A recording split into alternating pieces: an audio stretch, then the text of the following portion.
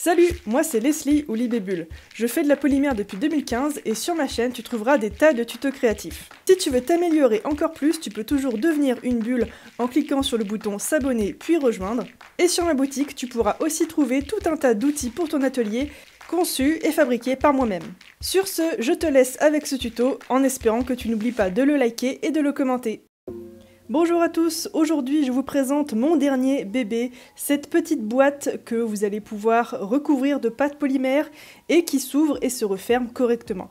Alors, je vais vous passer les détails, mais j'ai énormément travaillé sur ce modèle, genre vraiment beaucoup. Ça fait des semaines que je le développe et je dois en être au moins à la version 14 de cette petite boîte, donc j'espère que le résultat final va vous plaire et que le projet vous plaît aussi. Et on commence tout de suite avec 5 couleurs de pâte que j'ai étalées au cran 3 de ma machine et je vais venir comme ça les superposer les uns au-dessus des autres. Alors au final, mon jaune ne se verra pas vraiment, il fera juste contraste avec ce très joli vert, mais j'adore vraiment beaucoup le résultat que ça va donner juste après à la découpe, vous allez voir. Je vais étaler rapidement ma plaque et je vais essayer de faire quelque chose d'assez homogène. Et une fois que ce sera assez étalé à mon goût, je vais venir diviser ça en deux, superposer et réétaler encore une fois.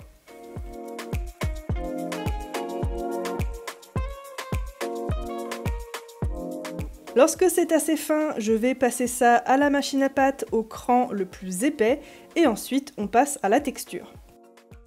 La texture, c'est la fleur de lys inversée, c'est une plaque que j'ai créée qui est sur la boutique. N'hésitez pas à aller la voir, le lien est en barre d'infos. Je mets juste un chouïa de talc pour être sûre et certaine que ça ne colle pas à ma pâte. Et ensuite, je vais texturer un peu à la barbare comme je le fais d'habitude avec le bout de mon rouleau pour bien imprégner chaque détail. Toutes mes plaques de texture sont relativement profondes, donc normalement, si vous avez, comme moi, un petit peu la flemme de trop appuyer, vous pouvez aussi appuyer moyennement et vous allez voir que le motif restera quand même dans la pâte.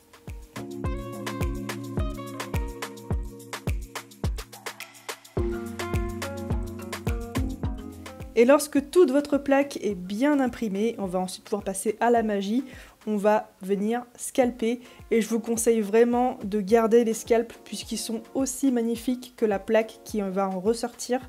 Et on va pouvoir la réutiliser pour plein d'autres créations. Regardez-moi ça, comme c'est magnifique. J'aime trop ce motif, je l'aime d'amour, genre vraiment.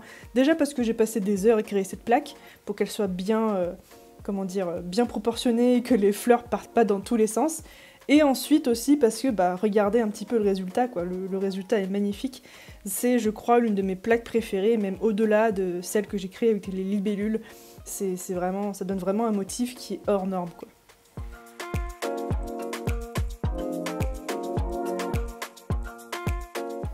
Bien évidemment, ces scalps vont me servir pour d'autres créations, donc on va les garder précieusement sur une plaque de verre et on va s'occuper d'abord de notre plaque de base.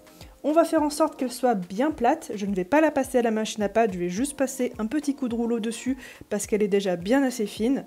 Elle est environ, pour vous donner un ordre d'idée, comme si elle était au cran 4 de la machine à pâte une fois qu'elle a été scalpée et un peu aplatie au rouleau. Et ensuite va venir la partie un peu plus ardue, c'est-à-dire qu'on va venir enrouler notre, c'est une perle creuse un peu, dans notre pâte, notre plaque de pâte. Attention à ce que cette dernière soit quand même assez fine, on va pas faire un truc qui est l'équivalent du cran 1 de la machine à pâte, sinon à la fin ça va vous faire vraiment une très grosse boîte bien épaisse. Je vous conseille voilà, un cran 4, c'est plutôt bien, et on va évidemment mettre le motif sur l'extérieur. Alors, j'ai pris une plaque à motif, c'est pas la meilleure des stratégies puisque forcément le motif va un peu se tordre, s'abîmer et surtout il va falloir faire une jonction et c'est très dur de faire une jonction avec un motif, une jonction nette. N'hésitez pas à utiliser une couleur neutre ou bien par exemple un mokume-gane où on peut très bien bouger un peu les motifs, où c'est pas très important. Donc voilà, ne faites pas comme moi, n'utilisez pas une plaque magnifique comme ça pour faire une perle recouverte de polymère puisque les motifs vont forcément bouger à moins d'être vraiment une déesse du recouvrement de perles. Et sur ce, si jamais vous y arrivez, n'hésitez pas à m'envoyer des photos, je serais très curieuse et vraiment enchantée de voir ça.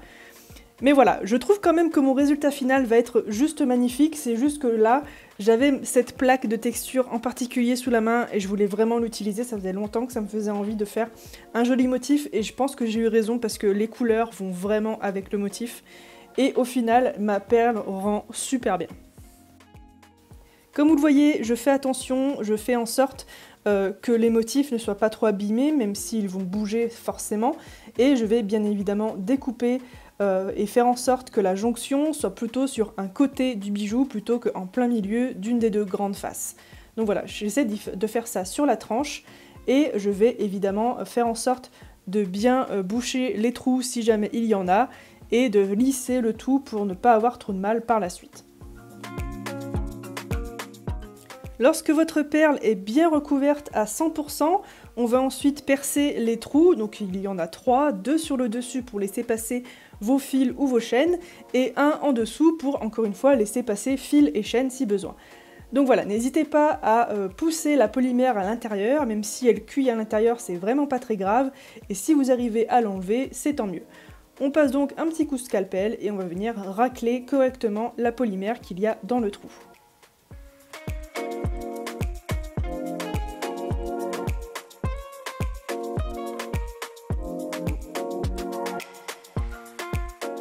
Et pour l'ouverture de la boîte, ce que je vous conseille tout simplement, c'est de venir tirer sur le haut de la boîte pour enlever le couvercle et vous aurez la délimitation qui va se faire toute seule.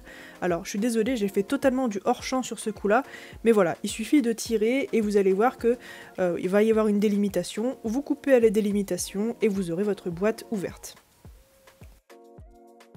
Je fais ensuite cuire ma boîte totalement normalement dans mon four, soit vous pouvez la fermer, soit vous la laissez ouverte comme ceci, et on va ensuite passer à la confection de nos petites perles. Ici j'ai décidé de faire un montage avec des perles, mais évidemment c'est optionnel. J'ai pris des petits disques de pâte polymère scrap que je vais ensuite recouvrir avec quelques petits morceaux des restes de ma jolie plaque.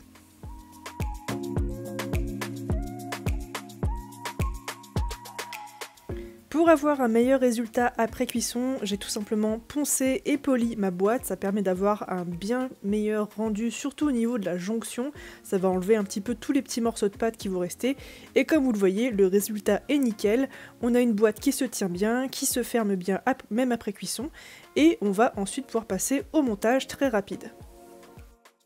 Pour le montage, vous avez plusieurs options. Vous pouvez très bien vous servir des deux trous d'en haut, mais pas de celui d'en bas pour le faire passer vos fils. Vous pouvez le laisser recouvert de pâte polymère et avoir tout simplement un espèce de fermoir qui va passer uniquement par le tube qu'il y a à l'intérieur et les deux petits trous du couvercle. Je ne sais pas si c'est très compréhensible comme ça, mais en tout cas voilà, vous n'êtes pas du tout obligé de faire le trou en bas du bijou. Dans tous les cas, ici, les petites perles vont tout simplement me servir de stop. Je vais tout simplement les mettre au bout et faire un petit nœud, et à chaque fois, ça va me permettre d'avoir une espèce de petite décoration sous le bijou qui rend vraiment super bien.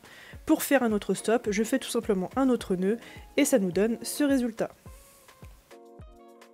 Évidemment, les possibilités sont infinies, vous pouvez mettre à peu près ce que vous voulez à l'intérieur, vous pouvez mettre des petits médicaments, pourquoi pas, des petits papiers, des petits mots, des petites photos. En tout cas, je trouve que la contenance est relativement respectable et ça fait un bijou pas trop épais. Donc voilà, j'espère vraiment en tout cas que ce petit projet vous aura plu. J'ai prévu de faire des boîtes avec d'autres formes, et d'ailleurs si vous voulez une forme en particulier ou bien une plaque de texture avec un motif en particulier, n'hésitez pas à me le dire via les réseaux sociaux ou sous cette vidéo, ou à venir m'en parler en message privé, et je me ferai un plaisir de réaliser toutes vos envies. Sur ce, moi je vous dis à la semaine prochaine pour un autre tutoriel. Ciao!